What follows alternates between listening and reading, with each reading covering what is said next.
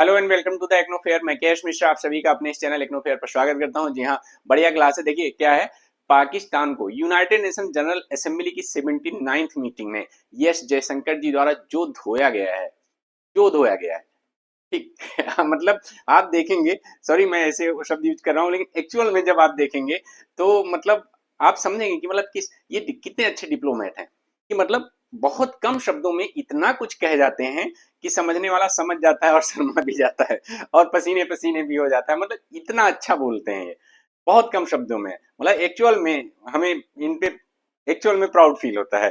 तो देखिएगा कि कहा क्या इन्होंने कि कट्टरपंथ से मापी जाती है पाक की जीडीपी। पाक से GDP measures in terms of radicalisation.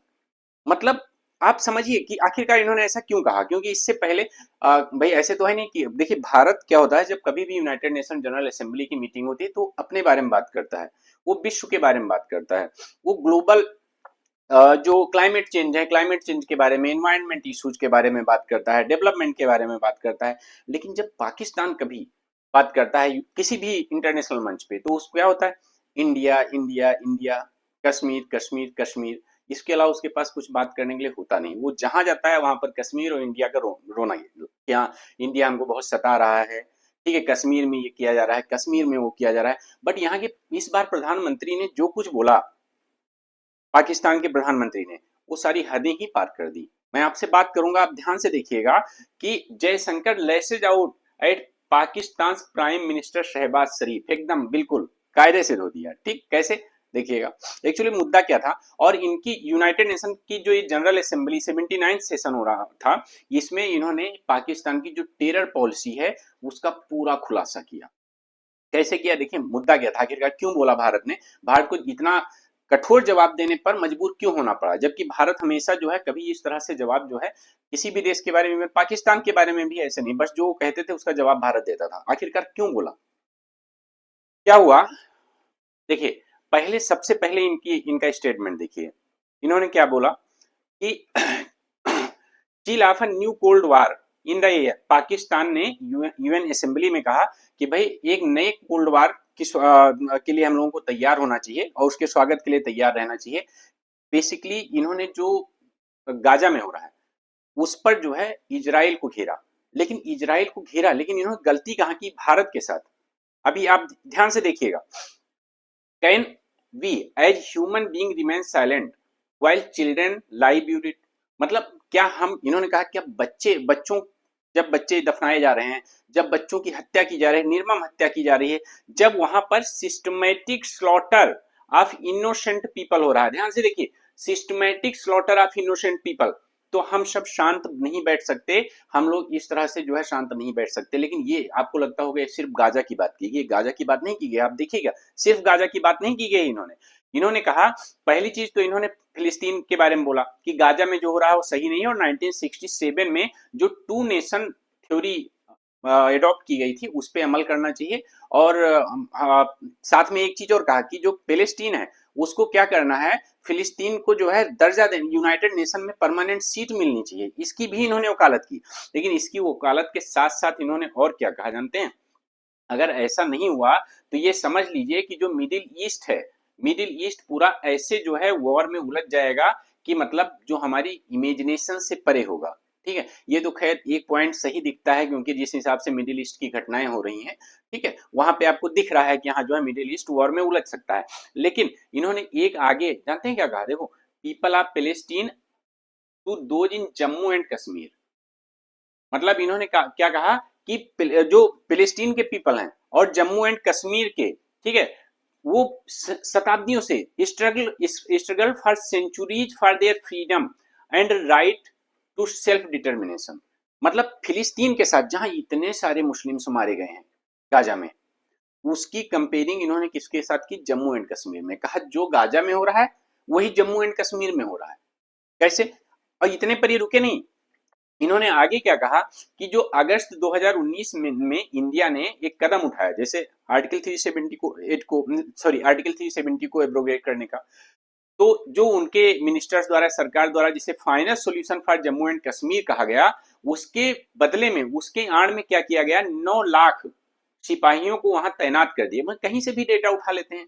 Jammu and Kashmir में 9 लाख सिपाहियों को तैनात कर दिया गया भारत के द्वारा, और साथ ही यही नहीं, इतनी आर्मी तैनात करके वहां एक्स्ट्रा जुडिशियल किलिंग की गई, और साथ में abduction of thousands of Kashmiri, मतलब बताया गया कि बहुत सारे लोगों को मार दिया गया और हजारों कश्मीरियों को अबडक्ट कर लिया गया। मतलब इस तरह की भाषा का इस्तेमाल उनके साथ किया, उन्होंने किया। और इतना ही, इतने पर ये रुके नहीं, और साथ में कहा कि भारत क्या कर रहा है, massive expansion of military capability, अपनी मिलिट्री शक्तियों को बढ़ा रहा है। और क्यों बढ़ा रहा है, और ध्यान वो, और उसको एलओसी पर तैनात कर रहा है।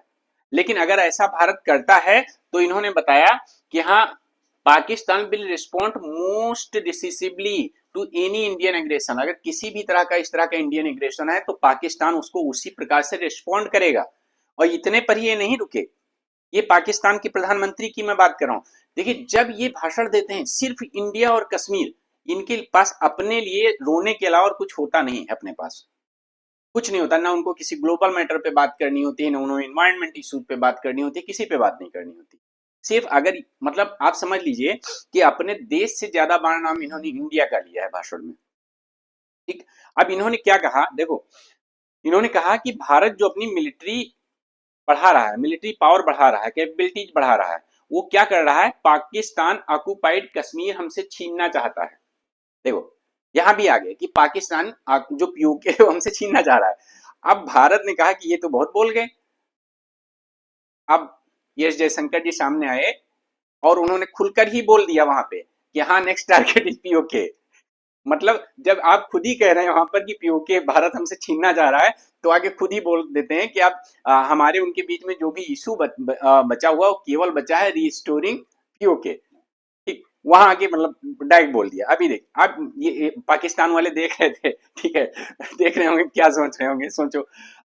और साथ में एक चीज ये कहा कि जयशंकर ने क्या कहा कि Pakistan left behind in global order, जो ग्लोबल ऑर्डर है, जो ग्लोबल डेवलपमेंट है, जो क्रोनोलॉजिकल डेवलपमेंट हो रहा है, उसमें अगर पाकिस्तान पीछे छूट गया है तो क्या है, ड्यू टू इट्स कर्मा, ये उसके अपने कर्म हैं जिनकी वजह से वो पीछे छूट गया है।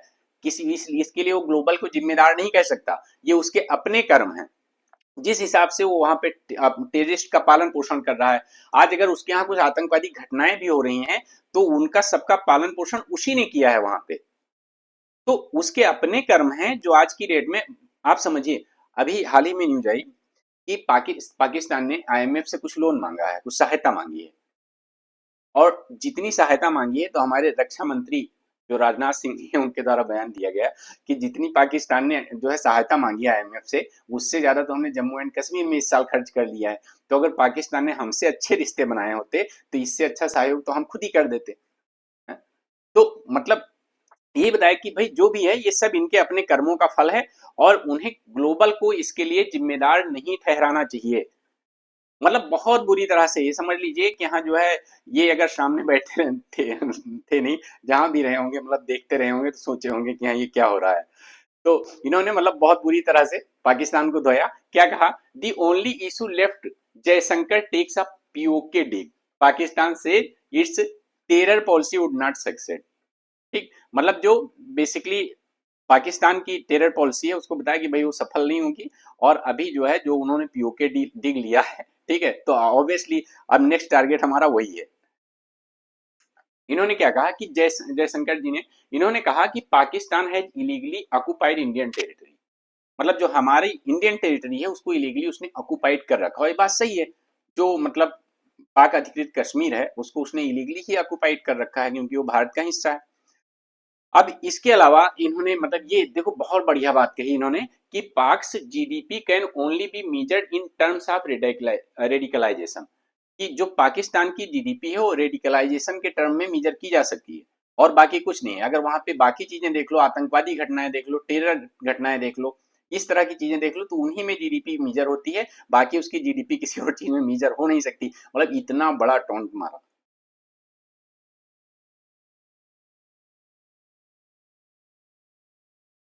ठीक है, तो मुझे लगता है क्लास आपको समझ में आ गई होगी, क्योंकि इसने जो है आर्टिकल 370 के एब्रोगेशन पे जो सवाल उठाया था, इस तरह से जो है हमेशा जहां भी जाता है वहां पर कश्मीर के मुद्दे पर वो रोता है पाकिस्तान, भारत का नाम लेके। और इससे पहले जो मतलब पाकिस्तान के प्रधानमंत्री द्वारा जब इस तरह का बयान दिया गया, वहां पे भाषण दिया गया, तो उसके बाद जो इंडियन एनवॉय भाविका मंगलानंदन, तो भाविका मंगलानंदन एक्चुअल में अगर आपके लिए थोड़ा इंपॉर्टेंट इसलिए हो जाती हैं क्योंकि सबसे यंगेस्ट मेंबर हैं यूएन में भारत की तरफ से।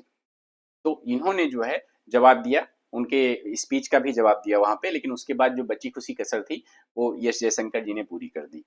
तो ठीक है, बाकी उम्मीद करता हूँ क्लास आपको समझ में आई होगी। बाकी आप लोग क्या करें, क्लास को लाइक करें, चैनल को सब्सक्राइब करें। मतलब सेंटेंस देखिए, दिस इज कर्मा, ठीक है, ये कर्मा है किसके, पाकिस्तान के, जिसकी वजह से पाकिस्तान आज ग्लोबली पीछे छूट रहा है। चलिए, धन्यवाद आप सभी का।